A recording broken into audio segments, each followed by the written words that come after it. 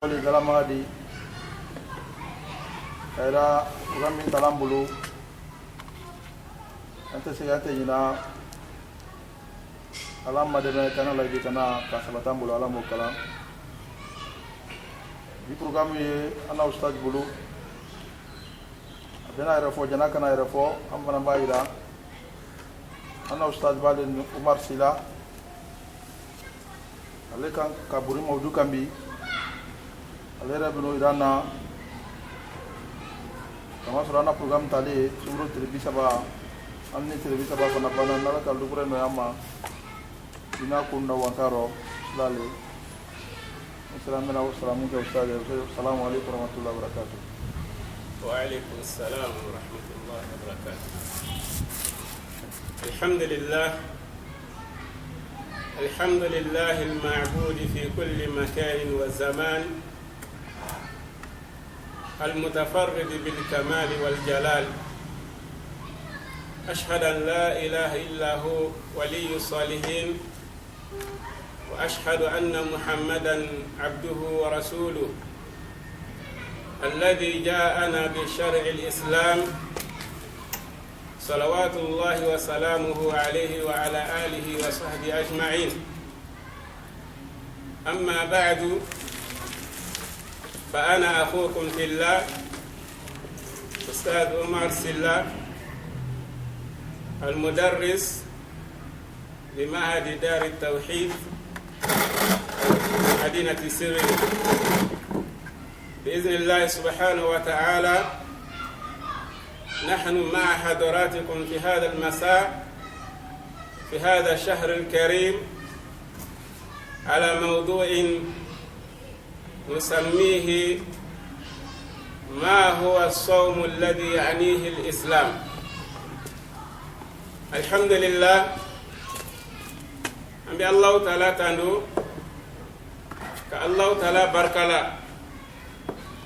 من سامي بطلا واتي بلا دنين كنو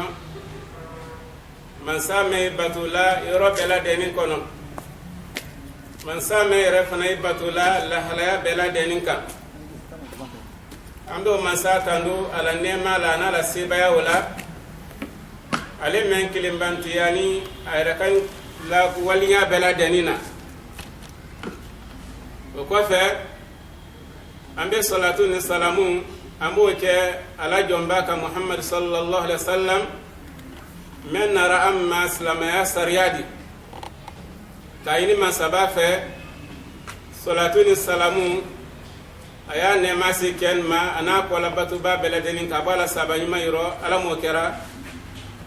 ambaren wala tamnin ko fe anna mana anna laynin ko ira ila me anna mawdudi ay bari make li ay nyakoro me ustaz Umar Sila madrasa kramo li baadi sigirin du kono ambena nyom bado uranna Allah ta'ala lallahu makarun kono mawdudu laka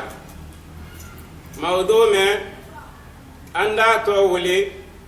ko slama ya kam umma ko sun ko sane batoka annaka yimme nyafina lonyini ade saleta wala ma ade kolmaneta amma lo funa laka bi asema wala yini mundi mole nyama di ala dina kono men kala dina famu mole nyafuyendi me wala dina kono ko to ibraketi ngoso ambena mawdun suwande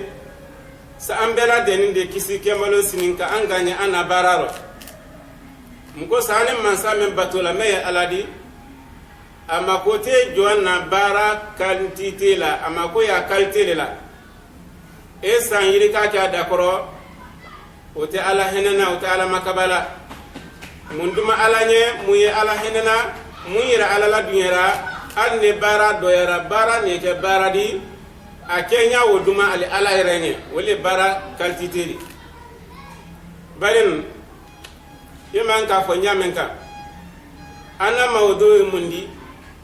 ma huwa as-sawm alladhi ya'nihi al-islam ala no anjamar la sumena silamaya kono sun jumaye ala mako ye sun mena sun jumaye ala yɛrɛ kan sun men ma imam bena alqur'an ayati nyamenka ala ko بعد أعوذ بالله من الشيطان الرجيم بسم الله الرحمن الرحيم يا أيها الذين آمنوا كتب عليكم الصيام كما كتب على الذين من قبلكم لعلكم تتقون المؤمن لن على لا سمبرك أي ما سنسرندي سمبرك أي ما ديا غيادي يوم إنه أكلم مولك سنسرندي ديا غيادي نعمن كم مؤمن كنا أينيا مما سنك أي كان ديا غيادي ko ayay ban dumuni no wala ma yay bay mina ko minin baliya ni dumuni baliya ko le rasuni ko beral le fana ye me yesun da fala ala la kila le naraw fa in sallallahu alaihi wasallam ala ko wa anzalna alayka dhikra litubayyana lin-nasi ma nuzila ilayhim wa la'allahum yatafakkarun muhammadun ne alaka qur'ana la ji imale ne qur'ana gunturun tala ka do imantun bulatina nyaila mrata ka do ibulo ya do gbe ya ka wala ka franfasi ka sila do mani sila bumba sila sababa ana sababanta yo franfasi mantun nye mungo sona sai disi mirla ni ala kuma kullun do e ko ayne ne ala de bolo maka nyombolo ba ala la kila kuma kan wole na la kana sun la hala ya franfasanye ala kono mra yara ka ayan nabana ko sun kodote domni baliadi amala woloma amala wole ko min balia ko ye an nasro wo fla yesun kono melayni me alala wole ala yeslanyadi wole ko sanna swandela an ne kuma sunkan sundona la sunkan kela sunkan musula sunkan mena sun yesun islam ya son mena summa mun ko so sundona shamane ala la kila ka ila sallallahu alaihi wasallam fa rubba sa'imin laysa lahu min siyamihi illa al-ju' ko sundona kasiya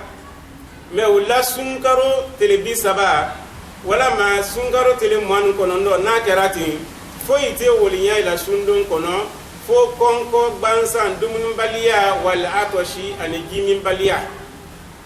babaden afoton nema ko sebara kurum sebe men kono la kulyan kemalo sini malaka ila an fe dunya kono meli anna barada sebela kemalo sini iwati ila sebe sorona la kulyani fenta kono o boto islam men fe ila sun kono wole feleti fo ko le matanka angolo amra ba woten kan sorona ko sundona kasiya fo ite wonya ala sundon kono fo konko bansa sundona kasiya fo ite wonya ayla sundon kono فوجي لو بانسان علينا أن نطلب المخرج من هذا الأمر أنك كم بتون كبودا نيني الله تعالى في سأندي بو كبود لحليان كنا من يسون دون بانساني أنيو نادي بعدين عندنا سونما أنا أنكو سي سون histoire مسلمة يكونو ane sunkaro menoni sunkaro ni fardayara ala la kila sallallahu alaihi wasallam fi sanati saniyati min alhijrati annabawiyya ala dunya kasladi kila muhammadu ma kaye bo flanka fulla toreya korom maka kata madina o san flana ala ka sunkalo fardaya ala la kila na mantunma as-sawmu sabitatun bil kitabi wa sunnati wal ijma sunkaro sabatini fonko nyoyata lolon nay ni nyonte asabatini allah taala la kitabu ba kono asabatini ala la kila kumakan kono asabatini lonna bela benka ma bulu makala ay stabulun fadaka sunkaro afardara ala la kila ma sallallahu alaihi wasallam sunkaro makonona وهو واجب على كل مسلم ومسلمة الذي يطيقه سنكرون واجب يعني سلامك سلام مسو a wajibiya na kilin na bela deni ma baliku ya ko fe madama ala ka sunkaro sun fadila kende ya ta ka di ayma yome wode taynin qur'ana ko nyamen ka anakumati na salawma ambare salaman hada dalilun min alquran alkarim ala wujubi sawmi ala kulli balighin dhakarin wa untha ne dallu sabatin nedi ne dallu wala nedi men ye sunkaro sensedi ya yirakala ko diya goyala di islama keni islama muso bela deninka ambadi ma islamalu nan ka mafene ambe kasi nyagi be ban kun kono nan ka mafene ambe jusula fi ante ko nyaye ngo son ye adamade membra balikuya wa i wakali kiito alala sankoro kiito alala dukolo ko kan kale masun fudu folo ale balikuya ko fe allah taala dum brade kara la bo sankono ko sumbara wajibi ale ma ala balikuya lum fudo foko asilo mena ne fudi bina datu kan fone ko narama ala adamadiya kono mende boda dama ala sundum la halayaka o mol makini kinini misikini ateta moka ambara masabadili kambe anse mala mo kerani ambaden anna feta kuma amban ko dalu sorona ko sun yediya goyaladi tenten hankilima be brayi nyini e bolo si sunkoro arigina kanimba be biri nyini ki bolo si sunkoro fen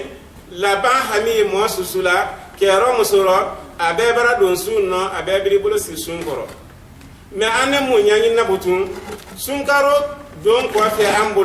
ambolo si sunkaro koro amban ko alona ko andan kunya dole sunkaro di mun ko so slamaya si ni se lolu men kan wo se lolu nani sunkaro di slama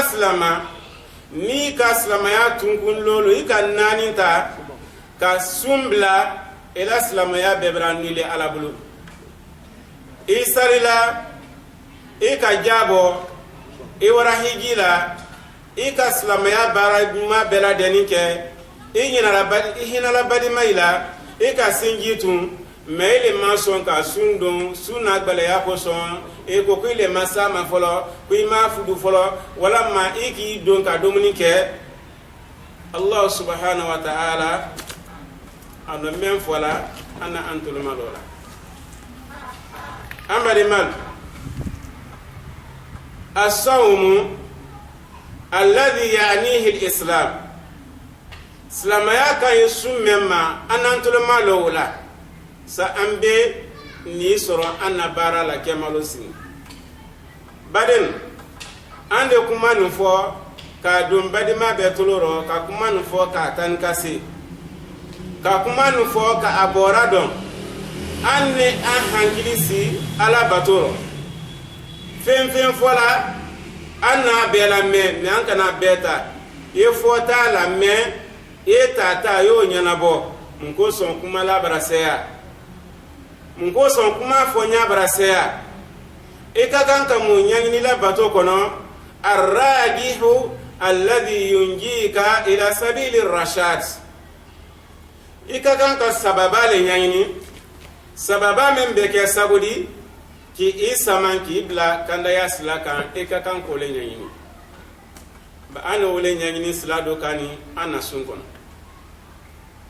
as-sawmu laysa bi tarki al-akli wash-shurbi faqat kama yazunnuhu aktharu an-nas sunte dumnin baliyadi sunte konnete mina yemme jama fankele ya gila nyamen ka ko nimbanna solidumna kamba dumun ko matele ko na kamba gimina konne sune rodi bade maslama sunte ubela denindide sunto odi sunto bale ko anantul malo nko sasa ambe be ansema ana bato kono kambe ansema ala mokarani asawmu huwa al-imsaku عن الأكل والشرب وجميع المفترات وترك تعاطي محرمات وحفظ الألسن والأعين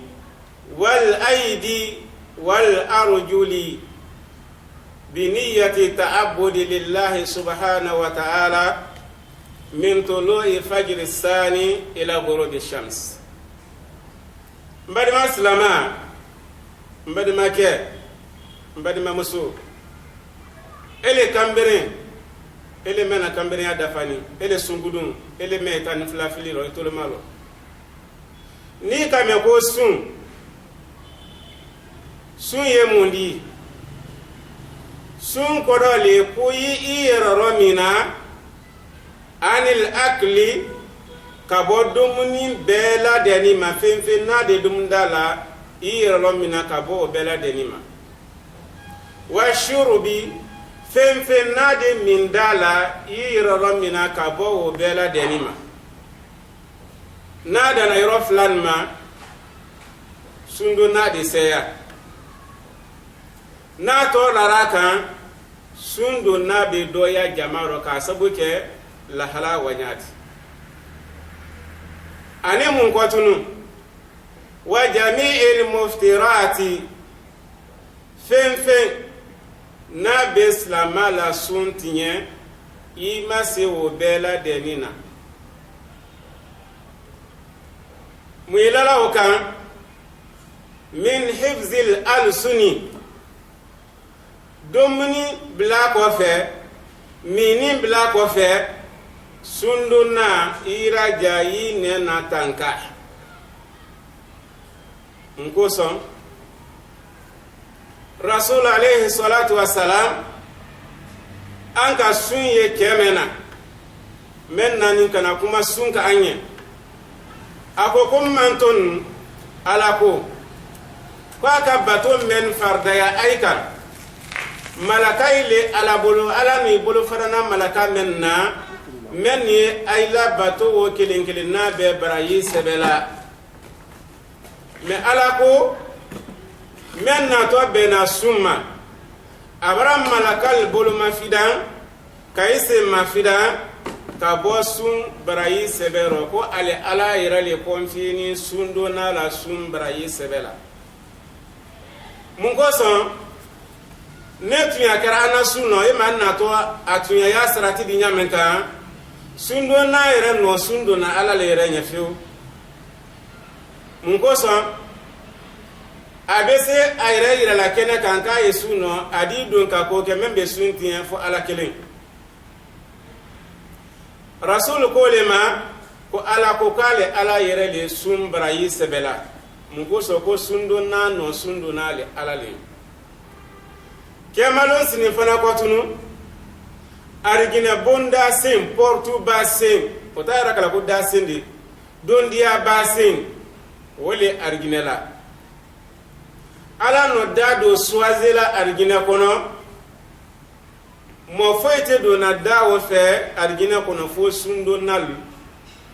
na jolu koye an wato sirati men madana ni sirati wo bada fa sundo na men na o ile don to dawo fe ala mandena ala mbe ansema o yili mandi abra soron o hankilla te abra soron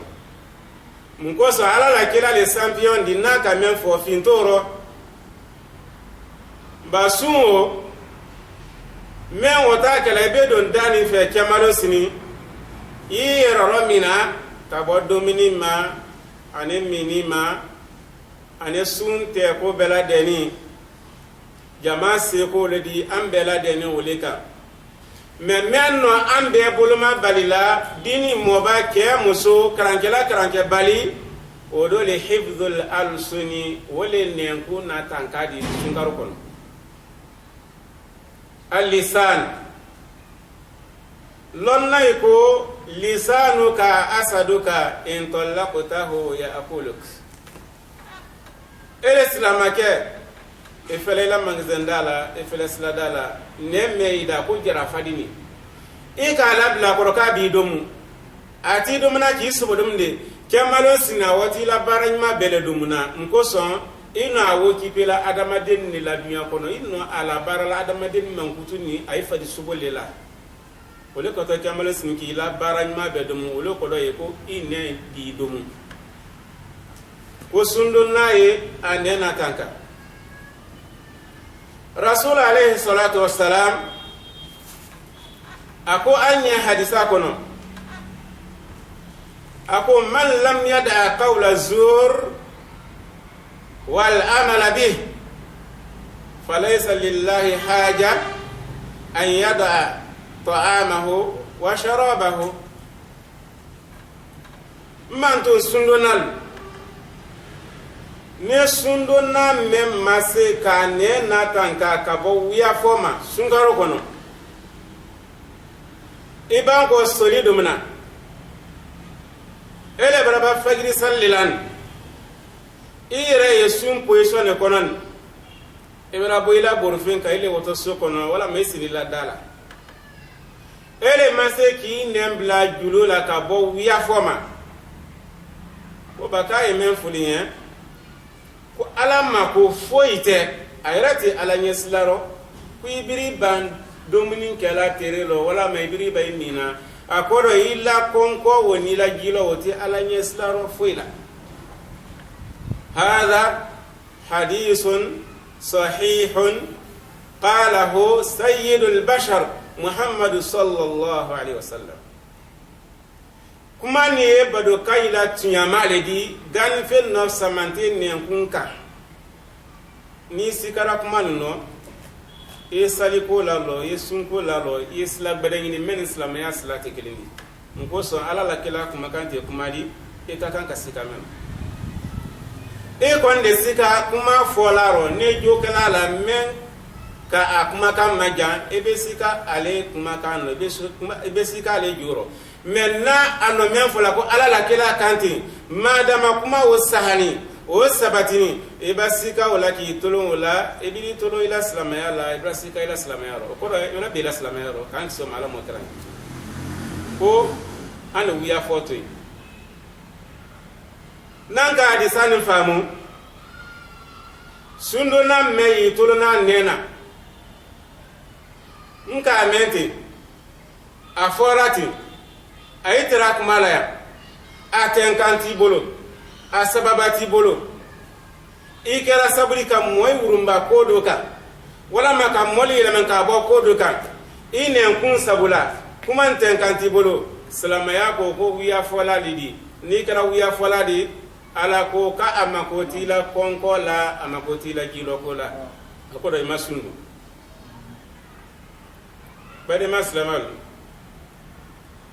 amba ma fene anda lo ko sunte ko bansandi aflana e mundi femme ye ana sun kala sun islam ya kan sun mema ne na tanka ko fe olebe hifzul ayuni wole nyai la tankadi neme kumala ne nyaksefla element sini ele nyaksefla element la na ele nyaksefla oni ya fe ila sunye ke sundi ala bolo sini sumen koro ala yere no bonda swazi la sundu na mene ke malo sini kay don to fe yedon da fe ku iraja ku inya la tanka ka bo haramuma ala kodi في سورة النور وقل للمؤمنين يغضوا من أبصارهم الآية محمد أفو مؤمنين من لن ألالا سندنا مؤمنين دي سندنا كان كجانتوا إيرو سندنا كان كالا دومين باليا كودوسيا كانا سندنا كان كالا مين باليا كودوسيا إيركانا afo mu'minin nye men no solido mna may no fagri sallasun woni kedi waya aynya magi subhanallah subhanallah al-ma'bud fi kulli makan sanya alanya fone dunya itamna développer la dina itamna rakosola fone dunya itamna développer la dina itamna tiena dina mol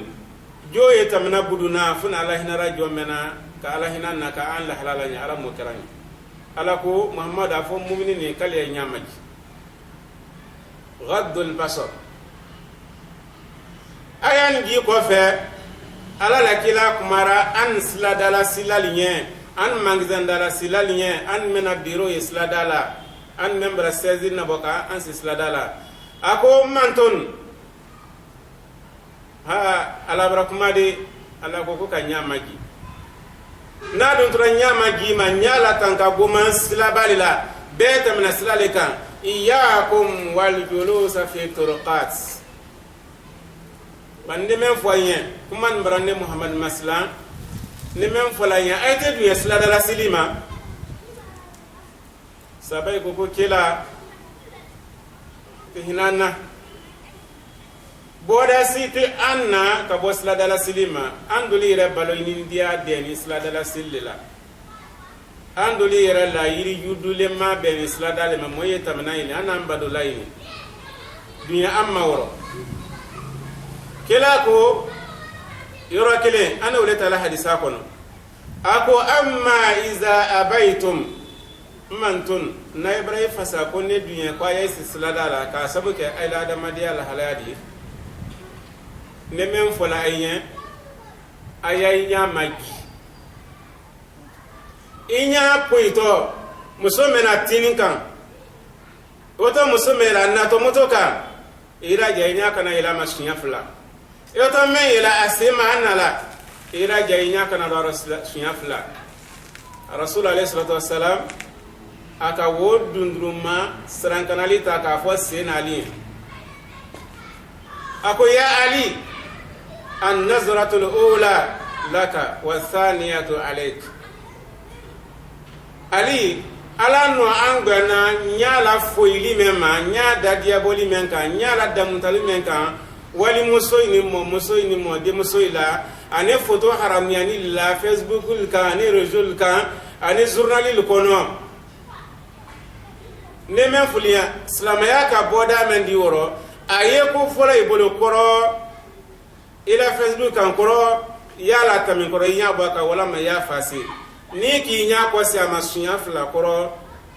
kemalo sini ade sabay kun ko momentere ayre nya da diabola wali musoila amma binisba li soim koma ane sun program ne kan sun don nara sun koto sundi nya man ka alama ko sun bena o dole ne na kan ka ko fe ko sun don na yi nya magi bademal neni le ana yeda konte bo nela jawalum bulu arabo ko al jawal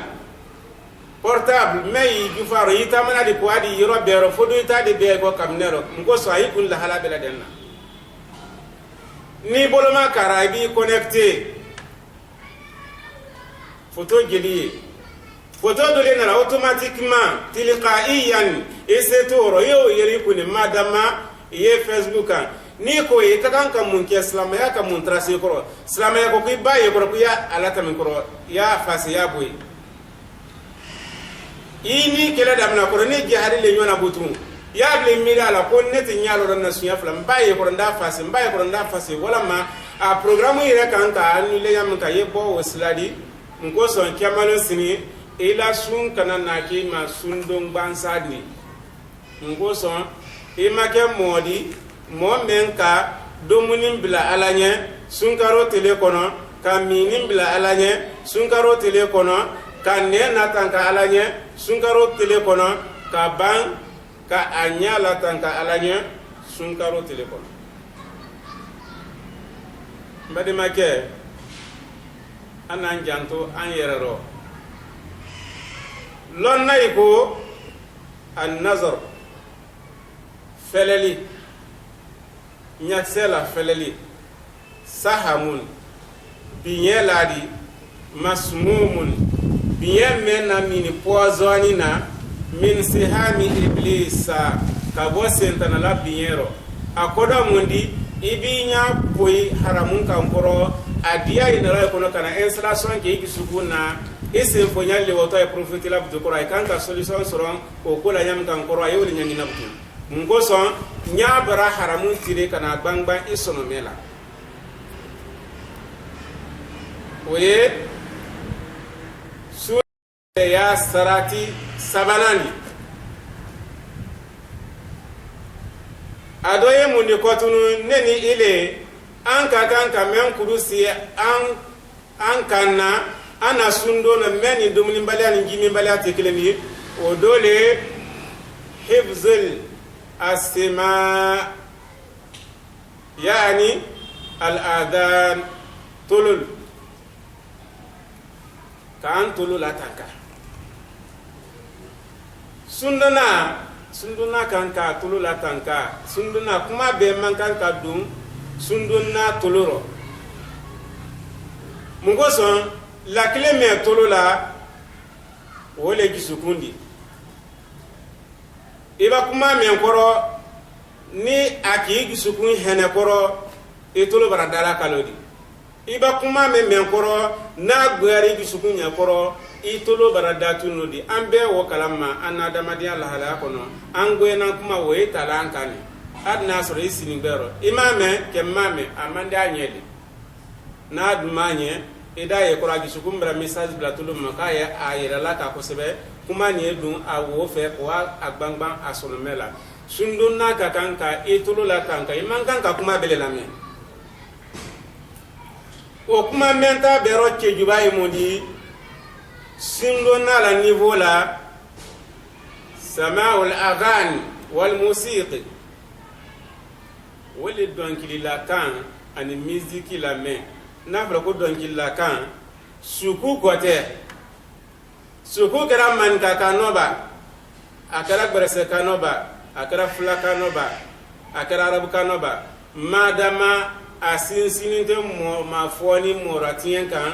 fo suku bansa nadi yo mane suku memena anam mo ba ko tamni la kuma kuruntaro o donkili suku o kote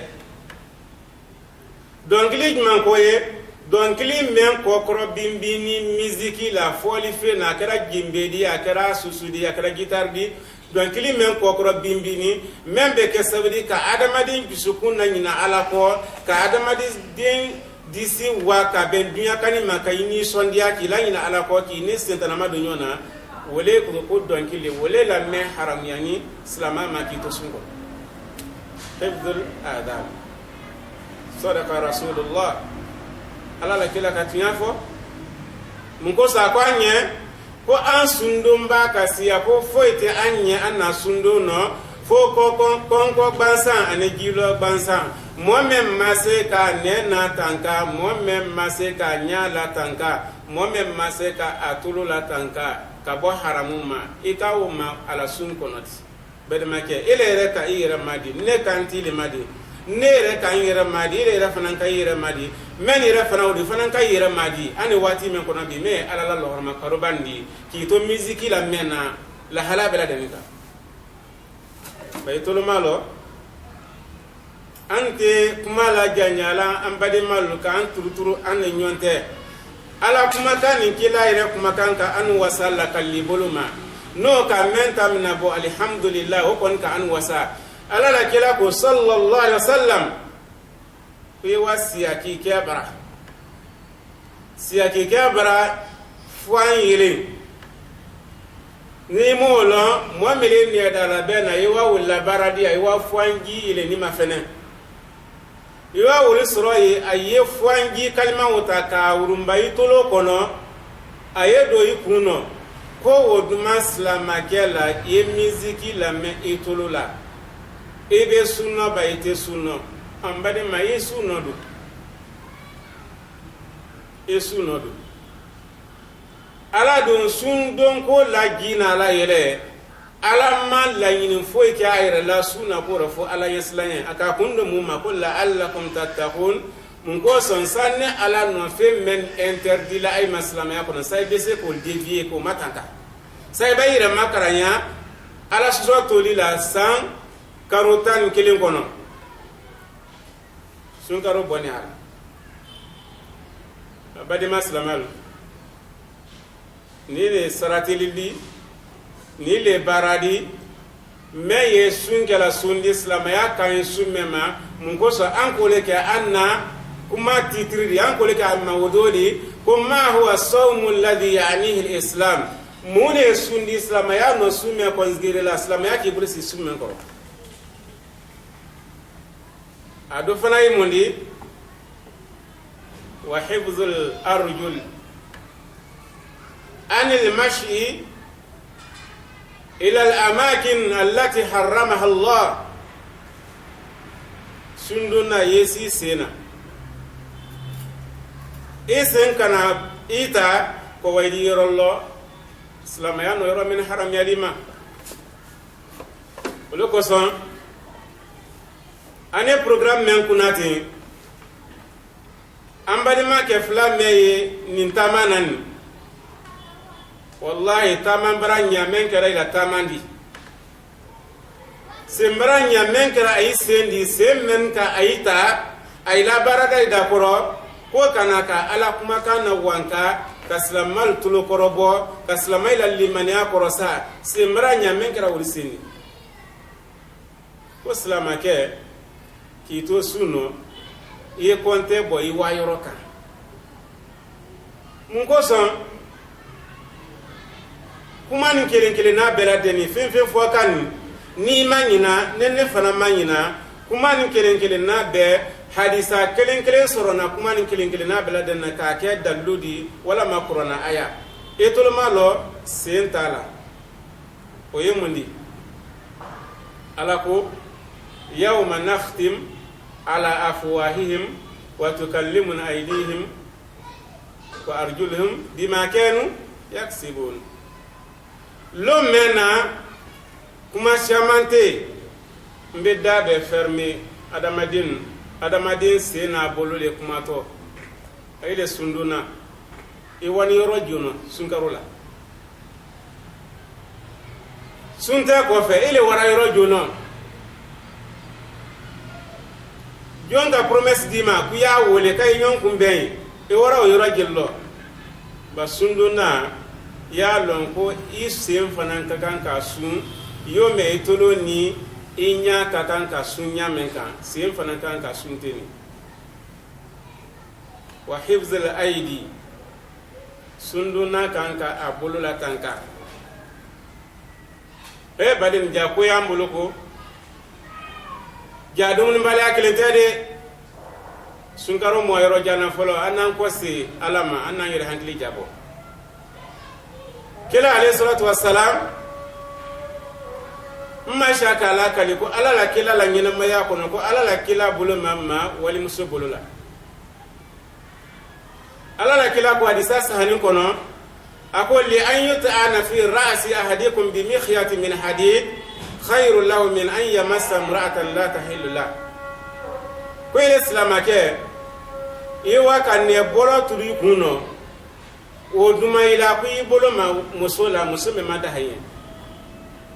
sundona madame bonjour madame bonsoir e bolo le wali musote lan e do musote e koro musote e tene musote ina doninte ina bumbate wali muso kuba kambe e kolikilina ambe ye département kelen kono ambe ka karanke kleni bayalo ku ila sun ko defo ya la folo donc badimalu an kan hankili jabo bara men kan ana sun kono nana sun be ka sundi islamaya no sun men ko zgirila nambe ana sun be ka sundi ala ko kale re woto sun men brayi dila nana sun be ka sundi ala ire no bonda swazila sunduna men nya kayedo argina kono ne moti minanzila niya fe la sun ke wala sundi an kan kasrati men kono ben wala felati badman alako kutiba alaykumus siyam kama kutiba ala alladhina min qablikum la'allakum tattaqun sumbara sebayma yoma sebeni folomol manyamen kan saydis alayen badimal jomen fokani momo ni mase inyala imasi nena imasi bolula imasi sena ila alanya slanya tse dafala sun kono ki nyato ko haramanin no ila alanya slanya tse complete la mai ma de mena ila dumnin baliani ila minin balia ko fe ki la sun garantie surtout an demisen an meni connexion wati beladina o jolle fokani an kanka an buluke melela ande kuma kundun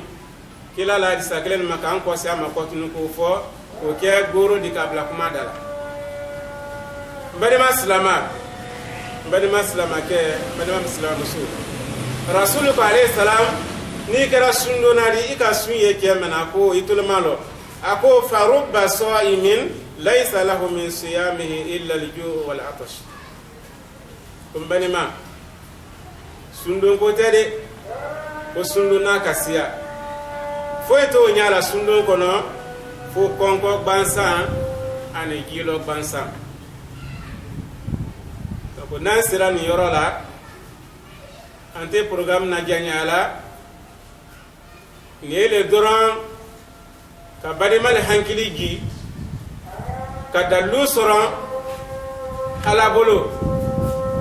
dalu membe ke ka ambela dene antire ka ambo sentana bolo nan ka ambolo kala ala wulini wulema ambe masabadeli ane bato men kono ala kle misali be sa an garanti la ka ala hinana ka an garanti ka ambo sentana bolo ala mo keranya amba il masaba fe ane sungaro men kono ka kunun ko juma da mala mo kera ay badi make wole be ay nyakoro kay badi nyoya wuranna sungaro la koka mun tarana kuma kongolo di ko sunji maye islamaya kan su mema amrata moro ka franfasi men no ramburo fo ay badi make ustad Umar Sila amaji ni sigirin so kona ambe ay fola islamaya folila an islama beladeni dunya tunkum beladeni wassalamu alaikum wa rahmatullahi wa barakatuh. Ustaz, assalamu alaikum. Wa alaikum salam. Ya nyanye fara ni kali demando ya mulu andi men finye uti di saba da mauka sun bulusra amba de mamsu menyi lundan yina ou bien men dembati sunye aisra lale ou bien aisumanale. Oui. Allah بسرما نجيب هذا السؤال على قدر علمنا وبالله التوفيق. أم بكيسون جابي أن الله نجاتي لا بنسماي على التادي. على قوة ما جعل عليكم في الدين من حرج. وعلى ما دبنا الله أن كان دينكم. قرآن آية فلان كايراكا وإن كنتم مرضى أو على سفر فعدة من أيام أخر ناي جانكارو كرا ولا ما يبسلا كان أي سنبلا كاسر اللونغبدة أن لا يمين تودي ويه لكلي لدي كاسي أنا كماما بعد ما كلا كما مسمى حرجماي ولا ما مسمى دينامينا ولا ما مسمى مبرالا فرداي سنغارو كنا أن اللي هكتو سلام يدا فوينه ne muso kɛra lahalaya suwo kan e sun bilalale den sɔrɔn kɔfɛ fo ye bɔ ila lahalaya wɔrɔ ila farda nani kɔfɛ ma fo ila farda ye tunu ma ye silamaya koli kɛ walama den ye si min na n'a ka si min a bɛ k'i ma mantɔrɔ di ka a bila waati o kɔnɔ walama i kɔnɔma ye a ye ji waati min na k'i bɔ position na k'i se sundo ma wati men tamuti ka sundum baliaro di islamaya da fo kuni sungaro bolila kadam na salikaro ma hanko wasi sungaro ma kunu na to bedala ira jajulu me ira ni la yo sara kono ande kuma se pare doni su momen kan ka sumbla ul fana ye mo flale di la halaya fla mo me islamaya di ni men na sundum ma totalement o man kan ka sundo asi kono mais summa la biya ka kan ka ko le keme de sundo remplacer al maridu alladhi la yurja buruhu jankaru to mo handlite mena jankaru basima butun do trol bra condamné ka kana sundo o de sumbla o ka kan ka la dumuni ne ke asi kono ane jankaru to mu'minna jankaro ye muaqqat bimana al-marid alladhi yurja bur'uhu hankiliye jankaro to menna jankaro basima musokonoma ye jankaro to haida to ye jankaro to dinsro muso ye jankaro to dinam muso be wole konte kono o itaye mundi ni sunkaro bolila aida judu sara donc ne manyina na kuma brase ki son dilala ki son jabima donc an ka men soro ka an loni jatela wala falawdi wa billahi tawfiq wassalamu alaykum wa rahmatullah wa alaykum salam sa ala ka bese ma amin allah wa kana ala la banko ma amin allah amara sallallahu alaihi wasallam tena ba to kuma la naam e mo chama la bi ka bese di wati kuma boy fole nyon baro ya sukunata avec 15h30 16h kuma fana sini na flash di wati fana ku fana di do Allah wati be ken misul kono ba wati na ida e ala da kwa kya du yodo balwa di ludu kono ko be o iro do ko sili tilma di kanam ba ki bulo ito sa ni sa melo ka to sala rasulullah sallallahu alaihi wasallam alam be salama bena to bena saliko la halayama ande kuma fananka ala qadri ilmina wa billahi tawfiq ande kuma ka danna loni niveau ma bensema ala letadi ala la kila ko sallallahu alaihi wasallam ko idha ishtadda al-harru fa abridu bis salat fa inna shiddata shamsi min fay jahannam konne funtani warala ka tele fadiya kay salila dun sumaya kono doni ko mun ko son ko funteni tele wiye ko e bola jahannama wiye nero